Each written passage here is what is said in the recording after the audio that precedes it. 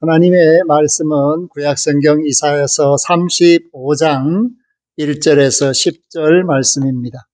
구약성경 1007쪽 광야와 메마른 땅이 기뻐하며 사막이 백합화 같이 피어 즐거워하며 무성하게 피어 기쁜 노래로 즐거워하며 레바논의 영광과 갈멜과 샤론의 아름다움을 얻을 것이라. 그것들이 여호와의 영광 곧 우리 하나님의 아름다움을 보리로다. 너희는 약한 손을 강하게 하며 떨리는 무릎을 굳게 하며 겁내는 자들에게 이르기를 굳세어라. 두려워하지 말라. 보라, 너희 하나님이 오사 보복하시며 갚아주실 것이라. 하나님이 오사 너희를 구하시리라 하라. 그때에 맹인의 눈이 밝을 것이며 못 듣는 사람의 귀가 열릴 것이며 그때에 저는 자는 사슴같이 뛸 것이며 말 못하는 자의 혀는 노래하리니 이는 광야에서 물이 솟겠고 사막에서 시내가 흐를 것임이라. 뜨거운 사막이 변하여 못이 될 것이며 메마른 땅이 변하여 원천이 될 것이며 성냥이 눕던 곳에 풀과 갈대와 부들이 날 것이며 거기에 대로가 있어 그 길을 거룩한 길이라 일컫는 바 되리니 깨끗하지 못한 자는 지나가지 못하겠고 오직 구속함을 입은 자들을 위하여 있게 될 것이라. 우매한 행위는 그 길로 다니지 못할 것이며 거기에는 사자가 없고 사나운 짐승이 그리로 올라가지 아니하므로 그것을 만나지 못하겠고 오직 구속함을 받은 자만 그리로 행할 것이며 여호와의 속량함을 받은 자들이 돌아오되 노래하며 시온에 이르러 그들의 머리 위에 영영한 희락을 띠고 기쁨과 즐거움을 얻으리니 슬픔과 탄식이 사라지리로다. 아멘. 정말 바라고 소망하는 것들이 우리 모두 행복하고 건강하고 또 범사가 형통함으로써 안정된 삶을 사는 것이라 하겠습니다. 그러나 우리가 사는 이 땅에서 누리는 그 모든 것들이 불안정한 언스테이블한 그런 상태에 있다라는 것을 깨닫습니다.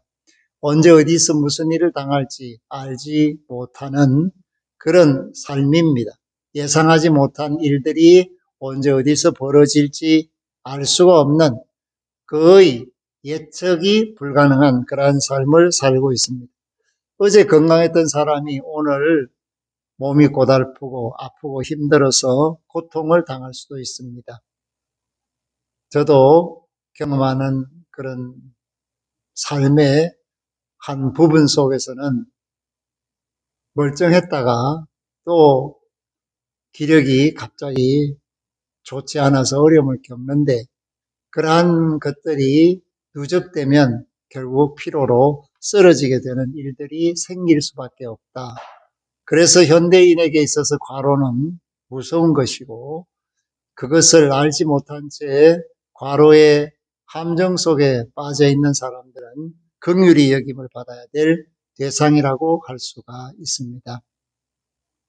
그런데 오늘 말씀은 이사야가 놀라운 비전을 우리에게 제시해 주고 있습니다. 그 비전은 뭐냐? 하나님이 오시면 삶이 달라지고 세상이 달라지고 또한 하나님과 함께하는 아름다운 일이 벌어지게 된다. 그래서 미리 준비를 해라 이렇게 말해주고 있습니다. 우리는 대림절을 살고 있죠. 그렇기 때문에 이 세상에 주님이 오셔야 한다라는 것을 고백하고 바라고 소망해야 합니다. 그러면 하나님이 오시면 어떤 일이 벌어질까? 그것은 첫 번째로 황폐함이 회복되게 되는 것을 말합니다. 광야, 메마른 땅, 사막 이러한 것들이 무엇을 의미하고 있는가? 정말 사람이 살 수 없고 동물들이, 식물들이 살 수 없고 자랄 수 없는 그런 환경을 이야기하고 있죠. 그런데 하나님이 오시면 그것이 회복된다는 것입니다. 그렇기 때문에 백합화 같이 무성하게 피어 기쁜 노래를 부르는 세상이 살아나게 되고 땅이 살고 또한 동물이 살고 사람이 살 수 있는 그러한 곳으로 회복하게 되는 것을 의미하고 있습니다.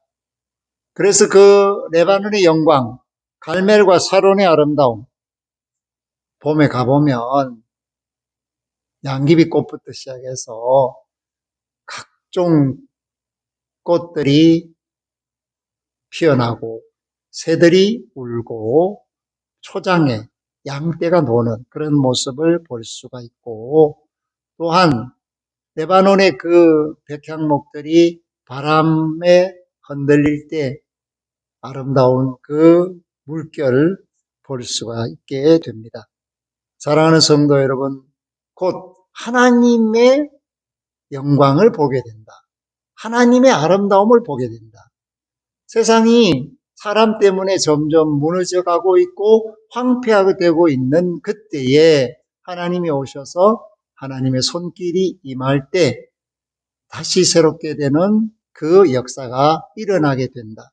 또 다른 말로 말하면 우리가 세상에서 너무 시달려서 어려움을 겪고 있는데, 그래서 사람들의 마음이 사막화가 되고 있고 광야같이 메말라가고 있는 이때에 인정이 없어 정에 굶주린 사람들이 너무 넘쳐나는 때에 하나님이 오셔서 그 마음을 어루만져 주심으로 사람들의 마음의 여유가 풍성하게 되는 그때가 오게 될 것을 말씀하고 있습니다. 두 번째는 이 땅에서 억울한 일을 당하고 신체적으로 또 경제적으로 사회적으로 약자들이 굉장히 많죠. 그런데 하나님이 오시면 연약한 자에게 힘을 주신다라고 말씀하고 있습니다. 그러므로 3절과 4절에 보면 너희는 약한 손을 강하게 하며 떨리는 무릎을 굳게 하며 겁내는 자들에게 이르기를 굳세어라 두려워하지 말라. 보라 너희 하나님이 오사 보복하시며 갚아주실 것이라. 하나님이 오시면 구해준다는 것입니다. 오늘 이 땅에는 상상할 수 없는 일이 벌어지는데, 어떤 사채업자가 불법으로 소액을 빌려주면서 이자율을 12,000%라는 엄청난 이자율로 그야말로 신분증명서 그리고 가족들 협박 SNS에 올리고 이렇게 해서 아주 500만 원, 300만 원 이런 돈으로 사람들의 장래에 큰 상처를 남기는 이런 일들이 이 근자에 일어났습니다.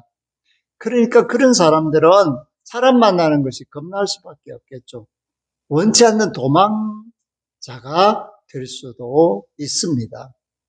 오늘 이 땅에 정의를 부르짖는 정치하는 사람들이 많이 있지만 그들이 과연 정의의 파수꾼인가라고 물어볼 때 그것은 어문부호를 남길 수밖에 없습니다.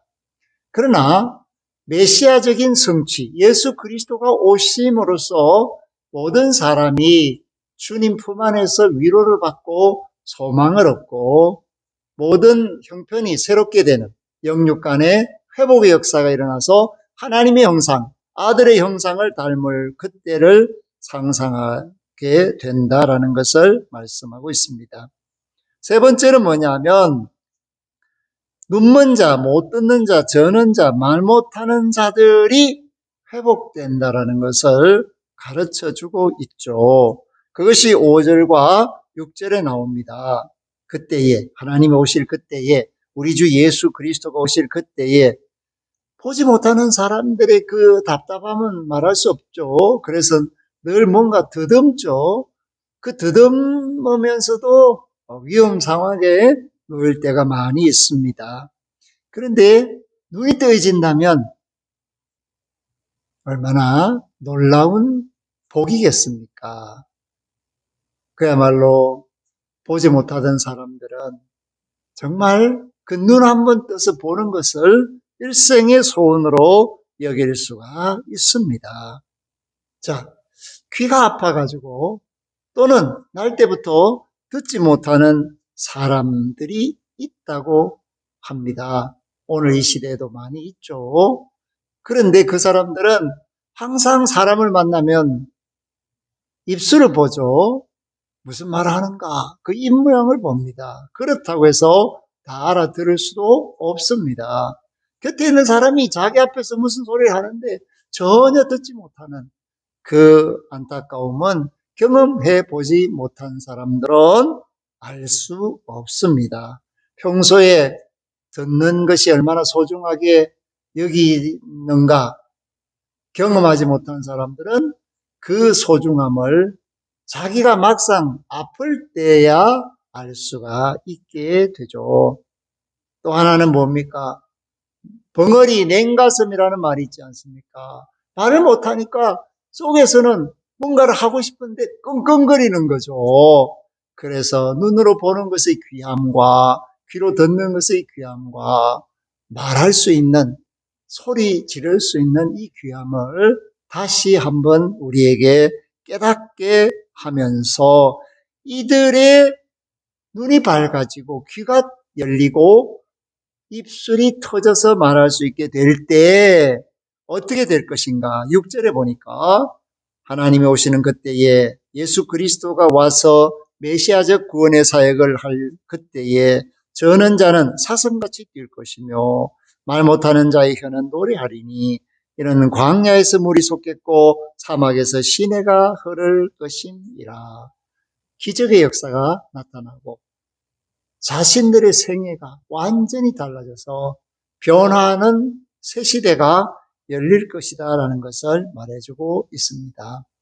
오늘 우리는 성도로서 그 거룩함을 유지해야 하고 하나님의 자녀다운 모습들을 자기가 갖추어가야 합니다. 어느 때까지 아이들에게 젖을 먹이고 또 이유식을 하겠습니까? 시간이 되면 숟가락을 스스로 들게 하고 단단한 음식도 먹을 수 있게끔 해야만 합니다. 믿음도 마찬가지입니다. 양육 받을 때, 처음 교회 다닐 때, 그때는 일일이 가르쳐 줄 수 있겠지만, 그러나 시간이 지나서 이제 직분을 받고 하나님의 일꾼으로서 세상의 소금과 빛으로서의 사명을 깨닫고 산다면 우리 자신의 그 삶을 통하여 하나님의 임재가 나타날 수 있도록 그 영광이 드러날 수 있도록 우리는 기쁘고 즐겁게 주님 뜻대로 사는 그런 모습을 보일 때 비로소 성도다 이렇게 말합니다. 그런 성도는 네 번째 거룩한 길을 가는 사람이죠. 인생길에도 추악한 길이 있고 거룩한 길이 있습니다. 많은 사람들은 죄의 길을 가죠. 추악한 길을 갑니다. 타락의 길을 가죠. 멸망의 길을 갑니다.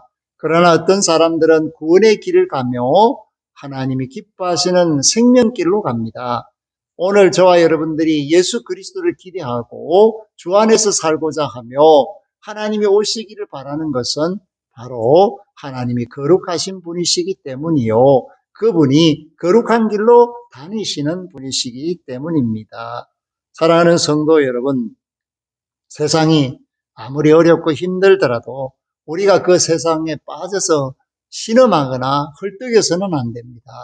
오히려 그런 세상을 딛고 일어서야 하죠. 그리고 하나님께 소망을 두면서 거룩한 길로 나아갈 수 있도록 힘을 써야 합니다. 그렇게 하면 우리를 해칠 자들이 없다라는 것입니다. 왜냐하면 그 거룩한 길에는 사자가 없고 사나운 짐승이 그리로 올라오지 못하기 때문에 그것들을 만나지 못한다. 다시 말해서 우리를 해치려는 모든 악한 세력들이 거룩한 하나님 앞에서는 남김없이 소멸되기 때문에 감히 그 앞에 들어올 세력이 없다라는 것을 말해주고 있습니다. 그러므로 오늘 그 거룩한 길은 예수 그리스도 안에서 구속함을 받은 자, 하나님이 인정하시고 택하시고 부른 자만 그 길로 다닐 수 있습니다. 그래서 우리가 복을 받았다는 것이죠. 오늘 10절에 보면 여호와의 속량함을 받은 자들이 돌아오되 하나님께서 갚아주심으로 빛이 없는 사람들, 죄 문제가 해결된 사람들, 하나님의 사랑의 역사, 긍휼의 역사, 은혜 받게 된 사람들이 하나님 앞에 서게 되고 하나님이 그들의 머리에 영영한 기쁨을 주신다. 그래서 10절에 보면 그들의 머리 위에 영영한 희락을 띠고 기쁨과 즐거움을 얻으리니 슬픔과 탄식이 사라지리로다. 오늘 우리의 신앙의 그 완성도를 이야기하고 있습니다. 우리가 아직까지도 세상에 시달리면서 슬퍼하고 탄식하고 안타까워하고 불안하게 산다면 우리가 하나님을 제대로 온전하게 모시지 못하고 있다는 것이고, 이것은 다른 말로 말하면 너는 아직도 거룩하지 않다라는 말입니다. 그러므로 우리가 매일 매순간 주님을 의뢰해야 되는 이유는, 믿고 따라야 하는 이유는 우리가 거룩해서 거룩하신 하나님 품 안에서 완전히 안전을 보장받게 되는 하나님의 자녀가 되기를 바라기 때문입니다.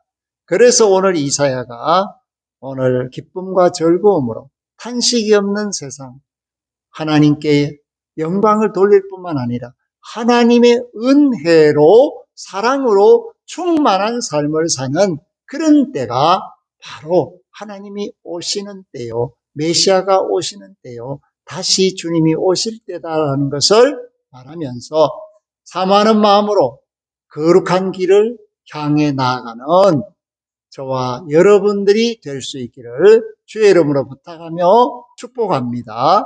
아멘. 하나님 감사합니다. 대림절을 살면서 하나님이 계시는 곳을 향해 우리의 마음을 두고 우리의 걸음을 걷습니다. 그 길은 궁극적으로 거룩한 길이요, 하나님의 면전인데 하나님 앞에서 사는 호람대오의 신앙을 잊지 않고 매일 매순간 우리가 주님을 모시고 성령 충만하고 말씀 충만해서 거룩한 자들이 되게 하사 어둠의 세상 권세를 가진 모든 악한 세력을 물리치며 사로잡히지 않고 다스리며 하나님의 영광을 드러내는 온전한 믿음들을 더해 주시옵소서. 생명의 주, 우리 주 예수 그리스도의 이름으로 기도 올리옵나이다. 아멘. 지금은 우리의 모든 허물과 죄를 속량하사 구원의 은총으로 하나님의 영광된 자녀가 되게 하신 주 예수 그리스도의 은혜와 긍휼과 사랑으로 창조의 그때 아름다움을 회복시키시기 위해 하나님이 친히 강림하시기를 원하시고 있음을 깨닫게 하심으로 그 큰 사랑이 어떠함을 나타내신 하나님 우리 아버지의 극진하신 사랑하심과 믿음과 소망과 사랑으로 세상을 거룩하게 살기를 원하여 내주 충만 역사 교통하시는 성령님의 함께 계심이 말씀대로 믿고 말씀대로 되기를 원하여 거룩한 생명, 거룩한 길, 거룩한 삶을 원하는 머리 숙여 경배하는 이들 위해 영원토록 항상 함께 하시기를 축원하옵나이다. 아멘.